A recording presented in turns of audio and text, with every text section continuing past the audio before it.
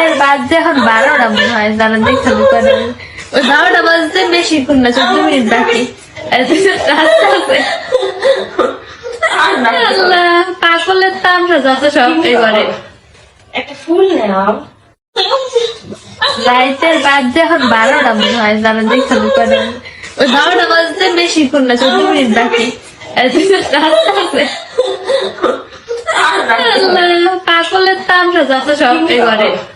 Hello বন্ধুরা, দেখো রাত 12টা বাজতে গেল, আখির ছেলের চোখে কিন্তু এখনো ঘুম নাই। কি করবে, মা আর ছেলে দিব্যি নাচতাছে। তো ওরা দুজনে কিন্তু বেশ সুখেই আছে, তা কিন্তু দেখলেই বোঝা যাচ্ছে। আর ছোট বাচ্চাদের একটা জিনিস তোমরা দেখবে যে সারাদিন একটু একটু করে ঘুমায়, আর রাত হলে তাদের চোখে আর ঘুম আসে না। ছোট বাচ্চাদের এই জিনিসটা আমার কাছে এত এত ভালো লাগে, তোমাদের কি বলবো। আর দেখো রিয়াও কিন্তু জেগে বসে আছে, রিয়াও কিন্তু ওদের দুজনে নাচ দেখতেছে।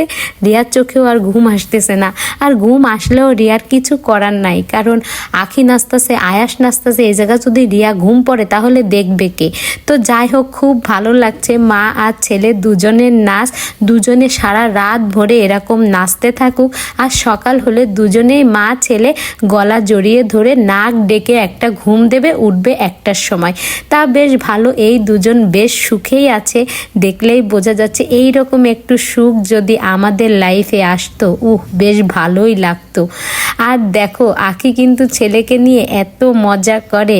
তাছাড়া কিন্তু আয়াসকে নিয়ে আখি বাইরে ঘুরতেও যায়।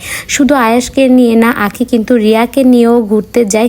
ওদের এই মানে মাঝে মাঝে এই রকম ঘুরতে যাওয়া, এটাও কিন্তু আমার কাছে খুব ভালো লাগে। তোমাদের কার কাছে কেমন লাগে কমেন্ট করে জানাও। তাছাড়া তোমাদের কার বাবু এই রাত 12টার সময় এখনো জেগে বসে আছে সেটাও একটু কমেন্ট করে কিন্তু বলো।